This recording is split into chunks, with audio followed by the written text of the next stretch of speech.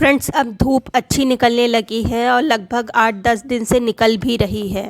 आज का टेम्परेचर है 18 डिग्री सेंटीग्रेड और आगे भी ऐसे टेम्परेचर रहने की उम्मीद है। ऐसे टेम्परेचर में अब आपको अपने गुड़हल के प्लांट पर कुछ काम कर लेना है। अगर अभी ये काम करेंगे और कुछ इनको खाद पानी देंगे तो ये जो इनमें कलियां लगी हैं तो वो पूरी खिलेंगी, गिरेंगी नहीं। अगर आप इनको कुछ भी नहीं खाद पानी देंगे तो ये जो कलियां देख रहे हैं या बिना खिले ही गिर जाएंगी, ड्रॉप हो जाएंगी। तो क्या चीज़ देना है और इस समय आपको अपने गुड़हल के प्लांट पर क्या क्या काम कर लेना है, ये सब कुछ आज इस वीडियो में जानेंगे। तो चलिए वीडियो को स्टार्ट करते हैं। Hello everyone, welcome to Meha's wonderful garden. Friends, जो आगे आने वाले मंथ हैं ये गुड़हल के लिए बहुत ही ख़ास हैं। इन मंथ्स में गुड़हल बहुत ही तेज़ी से ग्रोथ करता है और फ्लावरिंग करता है।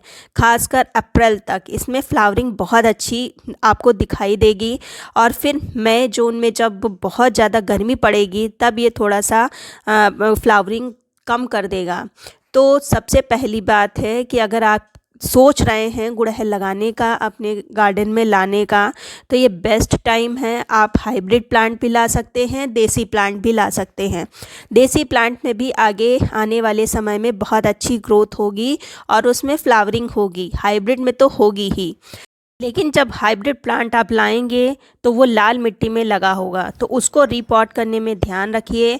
लाल मिट्टी रिमूव करके आपको अंदर एक बास्केट मिलेगी, तो उस बास्केट को रिमूव करना है। फिर आपको मिट्टी में अपनी जो गार्डन की मिट्टी है उसमें लगाना है। कैसे लगाना है वो मैं आगे शेयर आपके साथ करूँगी। उसके लिए अभी फेवरेबल टाइम नहीं है। आप अगर हाइब्रिड प्लांट ले भी आते हैं तो थोड़ा सा रुक जाएं।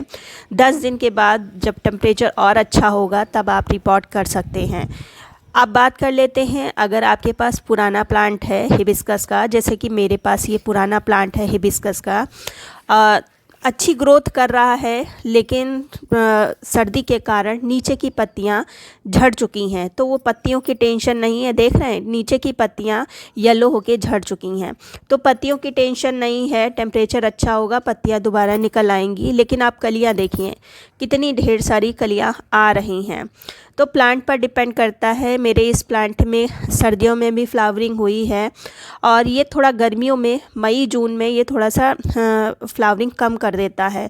ग्रोथ होती रहती है लेकिन ये फ्लावरिंग कम कर देता है, जबकि सर्दियों में फ्लावरिंग करता रहता है, बस नीचे की पत्तियां इसकी झड़ जाती हैं। तो प्लांट की वैरायटी पर डिपेंड करता है। तो इसी प्लांट पर मैं कुछ खाद पानी दूंगी, क्योंकि खाद देना ज़रूरी है। क्योंकि ये जो कलियाँ आप देख रहे हैं, ये अगर अच्छी मात्रा में इसको खाद पानी नहीं मिलेगा तो ये कलियां ड्रॉप करना स्टार्ट करेगा। क्योंकि इसकी जो कलियां हैं काफ़ी बड़ी बड़ी सी होती हैं, फ्लावर भी काफ़ी बड़ा आता है। लेकिन सबसे पहली बात आप देखिए, कलियां ज़रा ध्यान से देखिए, वाइट से आपको इफिट्स दिखाई देंगे। तो इस मौसम में ये काले कीड़े, वाइट फ्लाई, ये सब बहुत ही कॉमन प्रॉब्लम है, चाहे वो गुलाब हो चाहे हिबिस्कस हो। इसके लिए घरेलू ही चीज़ें होती हैं। अगर प्लांट पर ज़्यादा प्रॉब्लम नहीं है तो घरेलू चीज़ों से ही प्लांट पर जो कीड़े हैं वो ठीक हो जाते हैं। तो उसके लिए मैंने 1 लीटर पानी में आधी चम्मच जो खाने वाला सोडा होता है उसको लिया है। जो खाने वाला सोडा होता है बहुत ही काम का होता है। जो छोटे मोटे कीड़े पौधों में लग जाते हैं, वाइट एफिड्स लग जाती है, ब्लैक एफिड्स लग जाते हैं, इनके लिए बहुत अच्छा है। दूसरी चीज़ ली है मैंने हैंड वॉश। जो हैंड वॉश नहीं है तो डिश वॉशर आप ले सकते हैं, या कोई भी ऐसी चीज़ें, सर्फ वगैरह ले सकते हैं। अच्छे से मिक्स करके हम जहाँ पर ये प्रॉब्लम है, जैसे कि मिलीबग भी बहुत ज़्यादा लग जाती है और ये वाइट एफिड्स लग जाते हैं, तो वहाँ पर हम इसको स्प्रे कर देंगे। अगर प्रॉब्लम ज़्यादा है तो दूसरे तीसरे दिन आप स्प्रे करिए। अगर कम प्रॉब्लम है तो आप 7 दिन में 1 बार या 2 बार स्प्रे कर सकते हैं, आपको रिज़ल्ट अच्छा मिलेगा। गुड़हल पर कलियां गिरने का एक प्रमुख कारण होता है ये कीड़े लगे होना, तो ये ध्यान आप दीजिए। दूसरी चीज़ अब बात कर लेते हैं इन पे फर्टिलाइज़र का। तो मैं सर्दियों में मैं इस पे सरसों की खली कभी कभार 15 दिन में एक बार देती रही हूँ, जिसके कारण इस पे कलियाँ आती रही हैं और फ्लावरिंग भी होती रही है। अब हम थोड़ा सा ठोस फर्टिलाइज़र मिट्टी में देंगे, जिससे थोड़ा सा इनमें थोड़े दिन टिका रहे, क्योंकि जब हम लिक्विड फर्टिलाइज़र देते हैं तो वो तुरंत निकल जाता है। तो ये प्लांट आप देख रहे हैं, ये मेरा 1 साल पुराना प्लांट है, काफ़ी अच्छी ग्रोथ इसने किया है, इसलिए 20 लीटर की बकेट में मैंने लगा दिया था। इसको अक्टूबर में ही लगाया था, तो रूट प्रूनिंग तो मैं इसकी नहीं करूँगी। और इस मौसम में आपको root pruning, root filling, hard pruning ये नहीं करना है। फरवरी आए तब आप कर सकते हैं। तो अब हम इस पे फर्टिलाइज़र देंगे, और ये प्लांट मेरा रूट बाउंड नहीं है, इसलिए मैं ये फर्टिलाइज़र दे रही हूँ। पहले तो आप चेक कर लीजिए अपने प्लांट की कि प्लांट आपका अगर रूट बाउंड है तो थोड़े दिन रुक जाइए। आप फरवरी में सीधे उसकी रूट प्रूनिंग करके नई मिट्टी के साथ में लगाइएगा। अगर रूट बाउंड नहीं है तो जो मैं कर रही हूँ वो आप कर सकते हैं। सबसे पहले तो देखिए, प्लांट की हम कर लेंगे सफाई, और प्लास्टिक की बकेट में लगा है इसलिए मिट्टी अच्छे से सूख भी नहीं पा रही थी। तो सबसे पहले तो हम प्लांट की अच्छे से सफाई कर लेंगे, घास फूस जितनी लगी है वो सब कुछ हटा देंगे, जिससे धूप अच्छे से मिट्टी में लग सके। ये प्लांट आपको, अगर आपके पास गुड़हल के प्लांट हैं तो उनको धूप में रखना स्टार्ट कर दीजिए, क्योंकि इनका सीज़न आ चुका है फ्लावरिंग का। तो इस तरह से हम घास वास हटा देंगे। और देख रहे हैं मिट्टी मॉइस्ट है, लेकिन मेरे हाथ में किसी भी तरह का चिपचिपा पानी नहीं है। आप खुद देख सकते हैं मिट्टी गीली है, लेकिन हाथ में पानी नहीं लग रहा है। जो कीचड़ जैसा होता है पानी, उस तरह का नहीं है, क्योंकि मैंने बहुत ही संभाल के पानी डाला है। क्योंकि जो हाइब्रिड प्लांट होते हैं, ग्राफ्टेड प्लांट होते हैं, वो मरते ही ओवर वाटरिंग से हैं। तो इसलिए आपको बहुत ही संभाल के पानी देना है। हालांकि अब तो ऐसी कंडीशन नहीं आएगी, लेकिन बरसात और जो सर्दी है उसमें ज़्यादा ध्यान रखने की ज़रूरत होती है।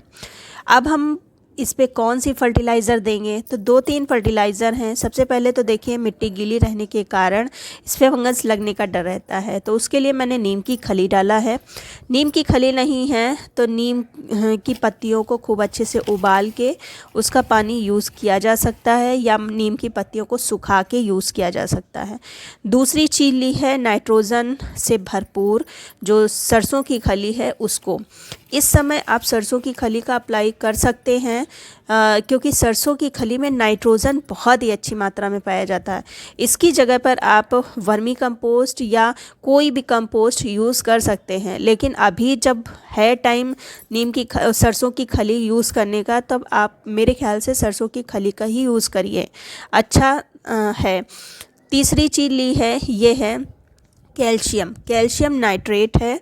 ये केमिकल है, अगर आपके पास नहीं है तब आप जो चूना होता है, खाने वाला चूना, उसका ज़रा सा टुकड़ा आप अप्लाई कर सकते हैं, पानी में घोल के डाल सकते हैं जब मिट्टी सूखी हो तब।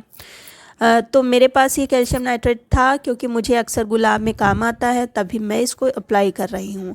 कैल्शियम प्लांट के लिए बहुत ही ज़रूरी है। कैल्शियम के कई जो हैं उपयोग, सबसे पहले तो प्लांट का जो तना है उसको मजबूत बनाता है। प्लांट की जो कलियां ड्रॉप हो जाती बिना खिले, उनको मतलब मजबूत करता है, जिससे वो पूरी तरह से फ्लावर में कन्वर्ट हो पाती हैं। तो सिर्फ 3 फर्टिलाइज़र मैंने अभी डाला है। फिर कुछ दिनों के बाद, लगभग 15 दिन के बाद, मैं इनकी रूट फिलिंग भी करूँगी, जो कि मैं आपके साथ शेयर करूँगी। तो उम्मीद करती हूँ वीडियो अच्छा लगा होगा। अगर अच्छा लगा है तो लाइक कर दीजिए, सब्सक्राइब कर लीजिए।